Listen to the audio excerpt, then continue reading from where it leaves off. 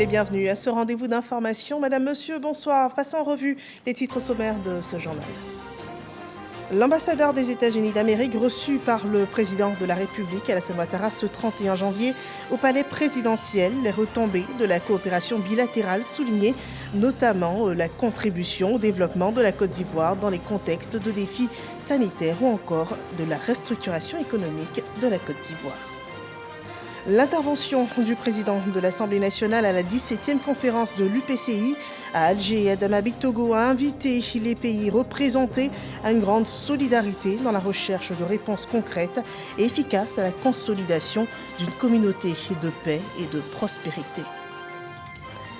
2023, année de la jeunesse, nous verrons également ce soir ces rencontres consultatives qui se tiennent jusqu'au 2 février prochain pour traduire en actes cette opportunité d'essor offerte par le président de la République à la jeunesse ivoirienne. Bienvenue dans ce 23h. Audience à la présidence de la République ce 31 janvier 2023. L'ambassadeur des États-Unis d'Amérique, reçu par le président de la République, le diplomate en fin de mission en Côte d'Ivoire, a relevé les progrès réalisés par notre pays, un bilan auquel auraient contribué les États-Unis, selon le chef de l'État Alassane Ouattara. Les retombées d'une collaboration bilatérale, suivant le récit de l'audience par Awa Touré. L'ambassadeur des États-Unis en Côte d'Ivoire, en fin de mission, est venu prendre congé du président de la République Alassane Ouattara. L'occasion pour lui de féliciter le chef de l'État et le peuple ivoirien pour les avancées notables avant de relever l'excellence des relations de coopération entre la Côte d'Ivoire et les États-Unis. Je remercie son Excellence, Monsieur le Président de la République, qui a bien voulu me recevoir en audience pour un échange vraiment cordial, et je voudrais vraiment féliciter Monsieur le Président de la République et l'ensemble du peuple ivoirien, en fait, pour les progrès que votre pays est en train de réaliser au moment où tous vos voisins ont de sérieux problèmes et où le monde entier fait face à de multiples défis. Et c'est vrai, il y a des approches qui marchent mieux que d'autres. L'économie libérale a produit le plus grand niveau de prospérité que le monde ait jamais connu. Et j'ai dit à son Excellence le Président de la République qu'après 3 ans et quelques, au pays de l'Aqaba, je quitte la Côte d'Ivoire avec plus d'optimisme pour votre pays que lorsque je suis arrivé. Et déjà, j'étais optimiste à mon arrivée parce que déjà la Côte d'Ivoire impressionnait. Le président de la République, Alassane Ouattara, a pour sa part indiqué que les États-Unis demeurent un partenaire essentiel et de premier plan pour la Côte d'Ivoire.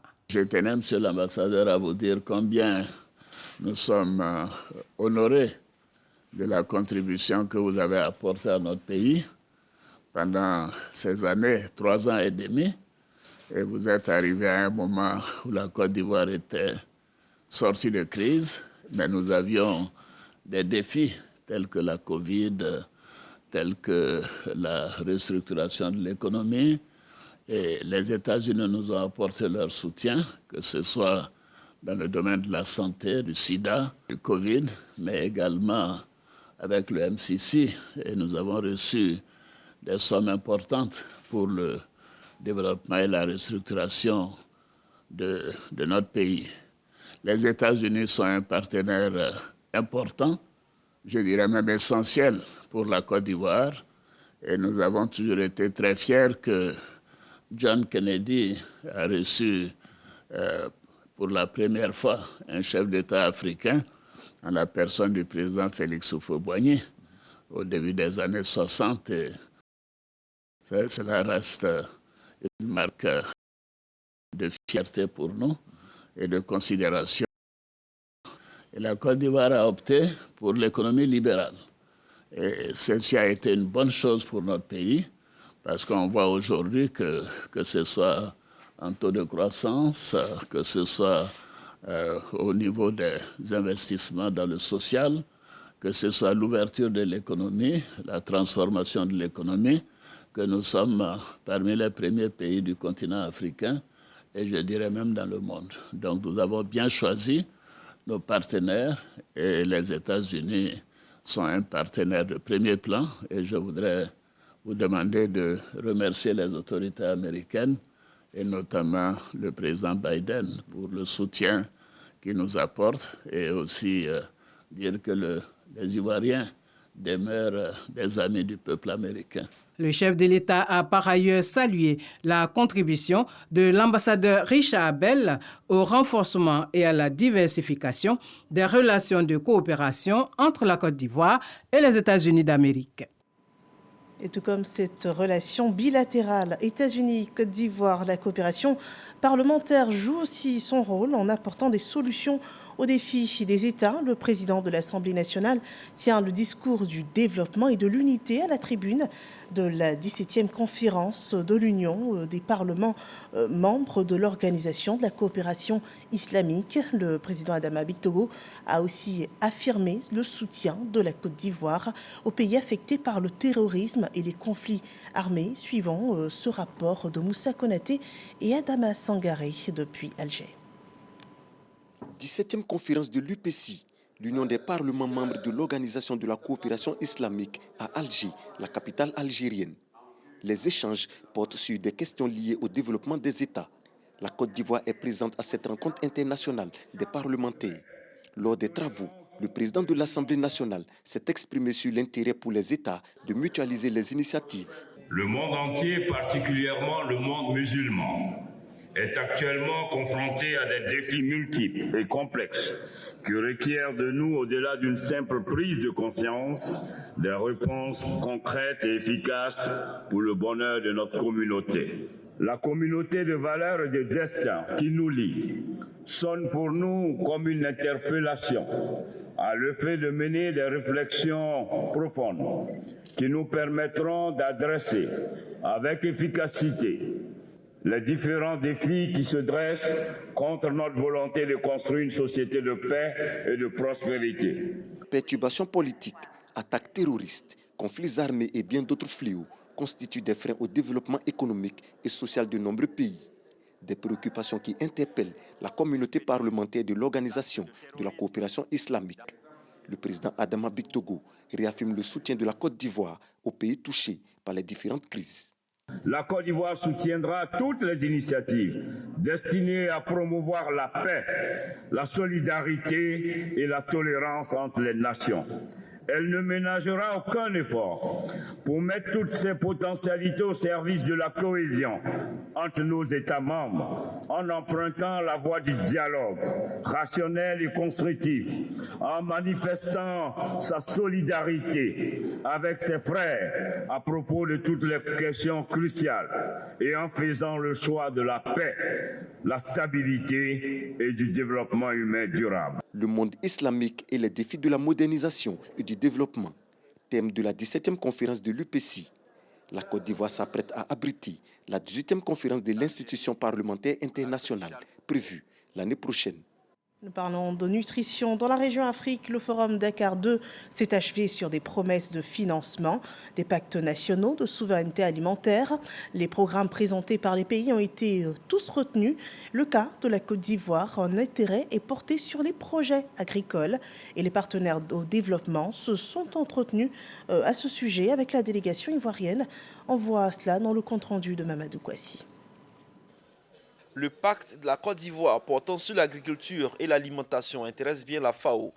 L'organisme onusien l'a signifié au cours d'une rencontre avec le ministre d'État, ministre de l'Agriculture et du Développement rural, accompagné du ministre des Ressources animales et halieutiques. La FAO veut bien accompagner la Côte d'Ivoire dans la mise en œuvre de ce vaste projet à travers un appui technique. Déjà, le travail qui est fait est déjà bien, mais il faudrait qu'on puisse améliorer davantage et avec la participation de la FAO. Pour développer à travers ce qui a été présenté, aider, appuyer la Côte d'Ivoire à faire la mise en œuvre. Ça veut dire quoi? À développer des projets, des programmes cohérents, des programmes bancables pour que les mois à venir, les années à venir, pour que la Côte d'Ivoire puisse vraiment moderniser davantage son agriculture, tout en combinant toutes les ressources que nous avons, les ressources végétales, mais également les ressources animales et halieutiques. Après la FAO, c'est au tour du Maroc de montrer son intérêt pour ce programme. Au cours d'une rencontre avec son homologue du royaume chérifien, le ministre d'État, Komenon Kwasi Adjoumani, a été rassuré de l'appui de ce pays agricole. Depuis le plan Maroc vert et aujourd'hui, dans le cadre de la génération green, qui est la stratégie de développement du secteur agricole au Maroc. Donc l'approche utilisée en Côte d'Ivoire s'apparente, puisque il y a toute la question de l'intégration des chaînes de valeur amont-aval. Le volet transverse très important dans le secteur, c'est l'irrigation, c'est l'eau, qui fera donc objet aussi d'une coopération et d'un partenariat entre nos deux pays.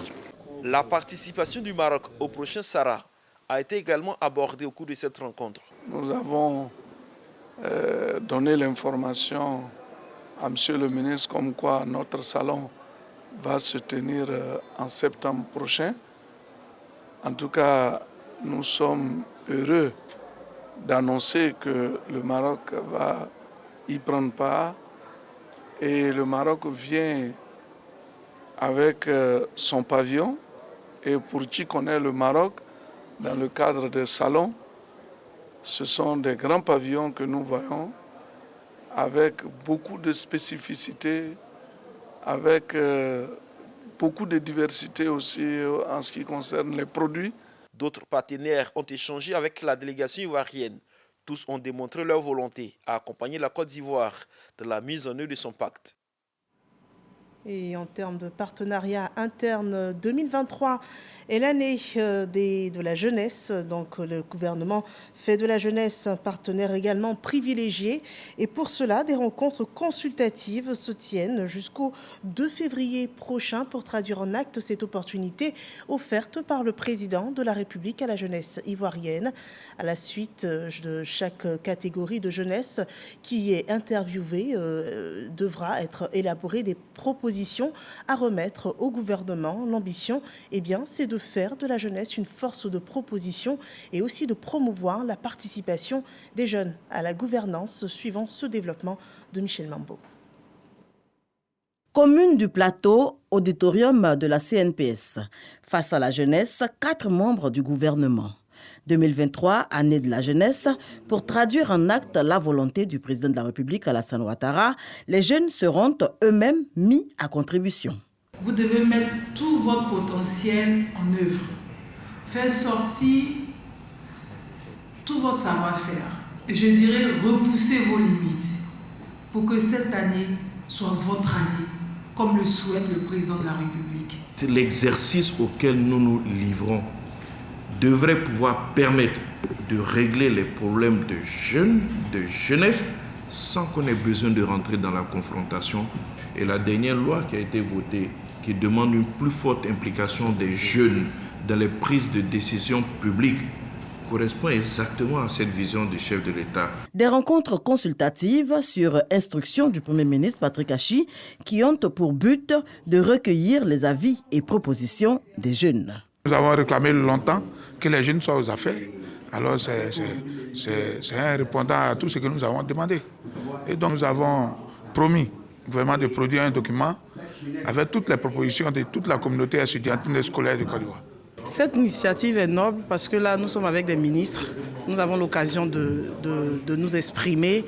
Nous avons l'occasion d'exprimer tout ce qu'on a comme difficulté pour nous qui sommes responsables d'organisations civiles. Lorsque nous allons sur le terrain, nous avons vraiment besoin d'accompagnement financier. En ce qui concerne l'éducation nationale, nous parlons aujourd'hui de digitalisation et de transformation digitale. Donc nous avons suggéré que l'éducation à la création innovante soit initiée au niveau, en tout cas du primaire, de sorte à ce que l'éclosion des talents se fasse tôt. Des propositions qui seront au terme de cette série de consultations contenues dans un document consolidé. Je suis sûr que vous allez nous rédiger, nous élaborer des documents de haut vol avec un plan normalement qui doit s'articuler autour de diagnostic et options d'appui. Et ce que je vous demande, c'est que dans vos propositions, restez assez réalistes quand même. C'est votre année. Il y a ce que le gouvernement va faire. Mais quelles sont vos initiatives pendant cette année? quel contenu vous-même en dehors du gouvernement vous donnez à l'année de la jeunesse?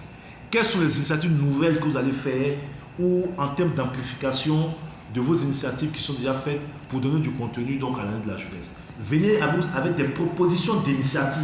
2023, année de la jeunesse, il s'agira pour le gouvernement d'accélérer le dispositif d'accompagnement à travers diverses actions. Le potentiel est vaste, aux jeunes de faire preuve d'inventivité afin de décrocher les financements. À présent, ce communiqué du ministère de la Communication et de l'Économie numérique qui informe les journalistes correspondants de la presse étrangère en Côte d'Ivoire que la session de l'accréditation annuelle au titre de l'année 2023 est ouverte selon l'agenda ci-dessous du 27 janvier 2023 au 6 février 2023. Le retrait de la liste des pièces à fournir à la direction du développement de l'audiovisuel et de la presse sise à la cité administrative du Haut-Plateau, Tourcé, 21e étage, porte 35 du 7 février 2023 au 6 mars 2023, le dépôt des demandes d'accréditation et du 7 mars 2023 au 10 avril 2023, le traitement des demandes d'accréditation et impression des cartes et enfin le 19 avril 2023, la remise des cartes. Et pour toute information complémentaire, les concernés sont priés de joindre les contacts suivants, les 27 20 31 79 44 07 59 52 33 70 ou encore le 07 95 44 02.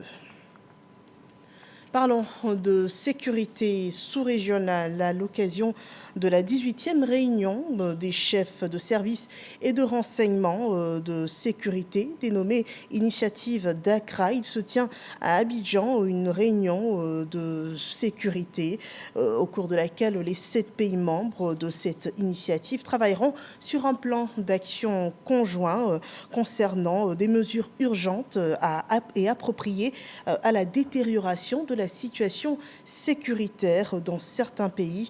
On voit tout cela dans ce point de Walter Amadou Ouattara. Ces chefs de service de renseignement et de sécurité issus du Bénin, du Burkina Faso, de la Côte d'Ivoire, du Ghana, du Mali, du Niger et du Togo sont à Abidjan pour 2 jours d'échanges professionnels. Tous des experts de l'initiative d'Accra, créée au Ghana en septembre 2017, afin de mener en synergie, entre autres, la lutte contre le terrorisme et l'extrémisme violent.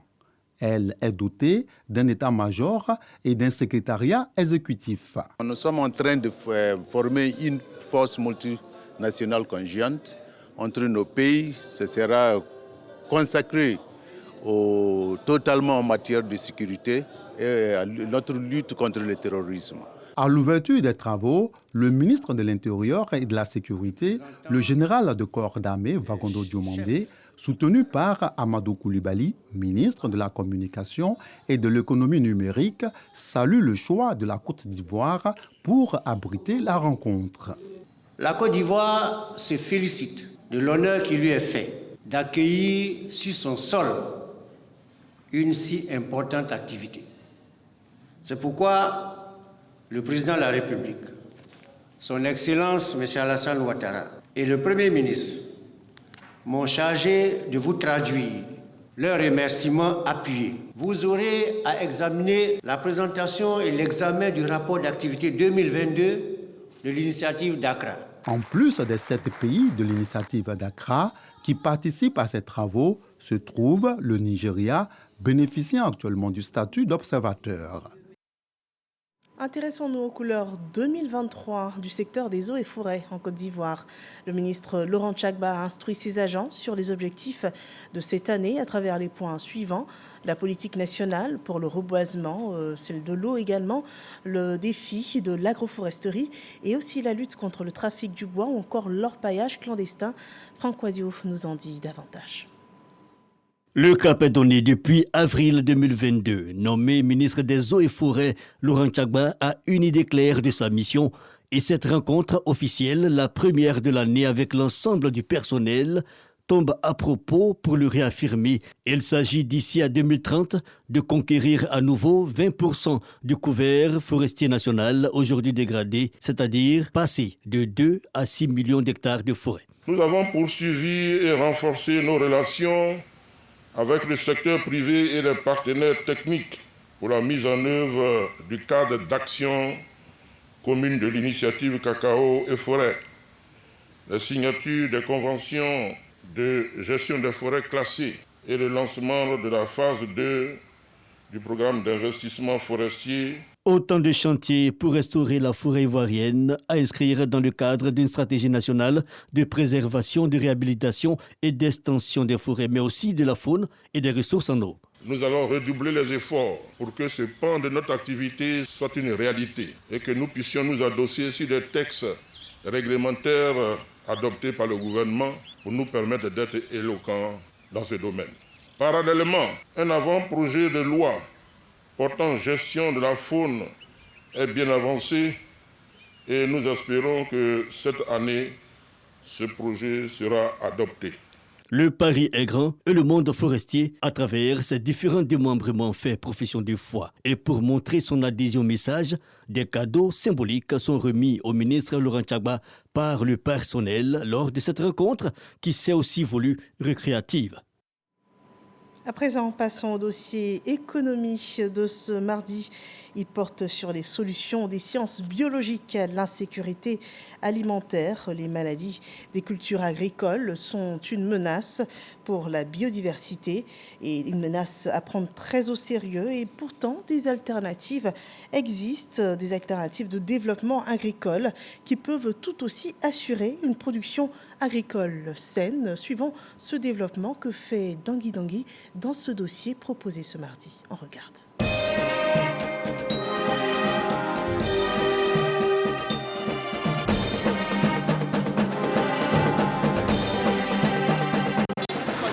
Qu'on l'appelle mosaïque africaine du manioc, ou le virus de la feuille jaune de la canne à sucre, ou encore swollen shoot du cacaoyer, les maladies virales des plantes sont devenues virales, selon les termes d'un universitaire. Les chercheurs des sciences biologiques ne se contentent pas de partager ce constat aussi bien que ses effets. Ils cherchent et trouvent des alternatives à une production agricole durable, en quantité comme en qualité, en vue de garantir la sécurité alimentaire. Bienvenue à Bingerville, au pôle scientifique et d'innovation de l'université Félix Houphouët-Boigny. Traoré prépare son doctorat et travaille dans ce centre qui est une clinique pour les plantes. Il a ainsi débarrassé des plants, notamment de canne à sucre, de leur virus. Ici, par exemple, pour ce bourgeon-là, nous allons prélever le méristème apical, c'est-à-dire la partie de la plante où les cellules de cette partie du méristème apical-là sont caractérisées par des cellules qui sont indemnes de virus. Même si toute la plante est infectée, mais cette partie-là, vu qu'il y a une multiplication qui est toujours active à ce niveau-là, ça fait que cette partie-là reste toujours indemne de virus. Donc c'est cette partie-là qu'on va chercher à prélever. Quelques semaines plus tard, de nombreux plants de canne à sucre capables d'être multipliés à l'infini naissent et grandissent. Après 3 semaines de multiplication, voilà ce qu'on obtient. C'est plusieurs bourgeons de canne à sucre, environ 10. Ça fait 1, 2, 3, 4, 5, 6, 7, 8, 9, 10, 11. Ça fait 11 bourgeons de canne à sucre partis d'un seul explant. Ce n'est pas seulement la canne à sucre qui peut être soignée, guérie ici. Tous les plants, notamment la pomme de terre, le maïs, le riz et l'igname, peuvent être reproduits pour les besoins d'une production agricole saine et abondante. Un peu plus loin, l'unité de recherche industrielle de production de pesticides nous présente ses remèdes contre les maladies des plantes pour une agriculture bio et durable. Ces produits servent à contrôler un ensemble de maladies. La maladie due aux champignons ou ces maladies dues aux bactéries. Même une solution à la sécheresse est en voie d'être trouvée. Moi, j'essaie de trouver des produits biologiques qui vont permettre, appliqués à la culture du cacao, de la rendre plus résistante face au stress hydrique. Les travaux de cette unité de recherche industrielle de production de biopesticides lui ont valu plusieurs prix d'excellence. Juste à côté se dresse le centre régional d'excellence WAVE. Créé en 2021, ce laboratoire se positionne comme une force spéciale contre les maladies du manioc. Nous avons commencé par le manioc, effectivement, pour une question de sécurité alimentaire, parce que c'est très important en Côte d'Ivoire et dans la sous-région. Ici, dans ce laboratoire d'excellence, tout est mobilisé pour trouver des solutions à même de garantir la sécurité alimentaire. Nous avons déjà effectué des travaux pour la SCB. La SCB, c'est donc une société qui commercialise donc la banane qu'on appelle la banane boyo ou la banane dessert. Nous avons fait donc des détections au niveau de leur germplasme. Pas étonnant que les travaux du pôle scientifique et d'innovation de l'université Félix Houphouët-Boigny soient orientés vers le développement agricole ou l'amélioration des conditions de vie des populations. La recherche scientifique en Côte d'Ivoire est en train de changer de paradigme. Il est très important que le secteur privé soit impliqué. Et pour l'impliquer, le secteur privé, il faudrait que ce soit une recherche scientifique qui soit rentable, une recherche scientifique aussi qui ait un impact sur la communauté. Au sempiternel problème de financement de la recherche en Côte d'Ivoire, des alternatives crédibles ont été trouvées. Nous avons pour ambition de créer ce qu'on appelle le marché virtuel de la recherche. Et ce marché virtuel de la recherche va mettre en adéquation, quelque part, les besoins de recherche du secteur privé, du domaine public et de la société, cela en adéquation avec également les offres de recherche que les chercheurs font dans les universités et dans les laboratoires de recherche. La nuit tombée sur le pôle scientifique et d'innovation, une visite guidée du musée de la biodiversité peut réconcilier l'homme et son environnement. Si nous regardons ce tube, il n'y a seulement que des grains. Chaque grain représente une espèce. Et cette espèce-là est multipliée comme l'espèce humaine. On est plusieurs, donc on fait une seule espèce. Quand on regarde les chimpanzés, ça fait une espèce. Et on se dit, les arbres comme les animaux, dans le monde, voilà ce qu'on a pu étudier. Il reste tout ça à découvrir. Les gens font beaucoup de cultures extensives et ça impacte énormément la biodiversité. Et les gens utilisent, pour la rentabilité, les gens utilisent énormément de produits chimiques.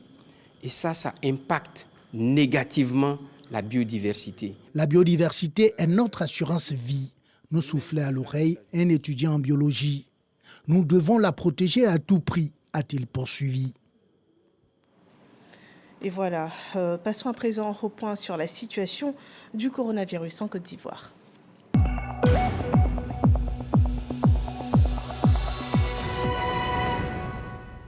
Attention, le virus circule encore. 4 nouveaux cas de Covid-19 sont annoncés pour cette journée.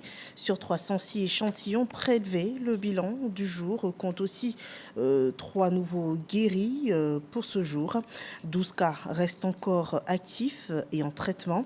Le pays lutte aussi contre ce virus par la vaccination massive et gratuite des populations. Et ce 31 janvier 2023, en comptant Côte d'Ivoire, 25 125 003 doses de vaccins anti-Covid administrées. Voilà, une vaccination rendue possible grâce aux partenaires à la santé, partenaires internationaux de la Côte d'Ivoire. Et ici, en interne, les politiques contribuent aussi à soulager les populations des maux qui les rongent. C'est le cas de Mamadou Ngafoua Koulibaly qui participe à soulager 3000 malades de douleurs lombaires, selon ce reportage de Soro Corona. Conséquence d'une blessure d'un muscle ou d'un ligament. La lombalgie se caractérise par une douleur souvent intense au niveau des vertèbres lombaires situées en bas du dos.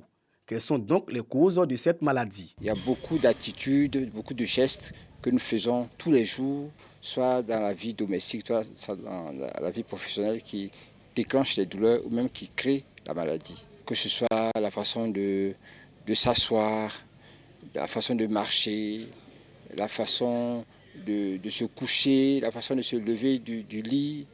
Au centre hospitalier régional, ainsi que dans les centres de santé urbains des quartiers Koko et Petit Paris du Kourougou, près de 3500 personnes souffrant de douleurs lombaires sont dépistées et prises en charge gratuitement. Il y a eu 4 accidents. Donc avec un problème de pied, je n'arrive pas à marcher. On m'a donné une ordonnance, je suis allé prendre médicaments gratuitement, chose de consultation gratuitement. Je suis allé faire aussi les 2 pieds, radio gratuitement. C'est la 7e édition de la lutte contre les maladies rhumatologiques organisée par la Société ivoirienne de rhumatologie. 5 jours durant, jeunes et personnes du 3e âge ont été consultés et pris en charge. Vous avez tout l'or du monde. Si vous n'êtes pas en bonne santé, vous n'avez pas de joie. Nous disons merci au président Alassane Ouattara, parce que c'est grâce à lui. Il a pensé à Korogo. Il a choisi ce qu'il fallait. Il est mis dans une place où il peut nous aider. Il ne le fait pas pour lui, mais pour la population de Korogo. À l'origine de cette initiative, le ministre des Mines, du Pétrole et de l'Énergie, Mamadou Sangafoua Koulibaly, à travers cette opération, veut redonner le sourire à ces personnes souffrant de douleurs lombaires. Le professeur nous a édifiés par une conférence vraiment magistrale, mais à la portée de tout le monde, comment éviter ces maladies, mais quand elles surviennent, quel comportement nous devons avoir pour soulager la douleur. Quand la maladie est installée, qu'est-ce que nous devons faire pour apprendre à vivre avec moins de douleur. Le sport, moyen de prévention et de traitement de cette pathologie, était au programme de cette semaine de sensibilisation, de dépistage et de prise en charge des personnes souffrant de douleurs lombaires. Selon l'OMS, Organisation mondiale de la santé, 4 personnes sur 5 souffriront de lombalgie commune au cours de leur vie. Et nous passons à l'actualité hors de nos frontières qui enregistre pour cette journée une visite au Congo-Kinshasa du chef de l'Église catholique romaine. Pour la 3e fois de son pontificat, le pape François se rend en Afrique, un séjour sur notre continent qui sera du 31 janvier au 5 février 2023. Pour son premier arrêt, il a choisi la République démocratique du Congo. Dans sa première prise de parole, le pape a dénoncé le colonialisme économique qui se déchaîne en Afrique. Et le pape a aussi prononcé des paroles fortes comparant le pays, donc le Congo, la RDC, et ses habitants à un diamant précieux d'une valeur inestimable. Un pays immense et plein de vie, diaphragme de l'Afrique. Il a dénoncé un génocide oublié dont souffrent le Congo et les populations de l'Est depuis plusieurs années. Et enfin, il a plaidé pour la convergence des forces pour parvenir à la paix dans ce pays. Voilà, c'est ici qu'on s'arrête pour cette édition d'Information. Merci de nous avoir suivis.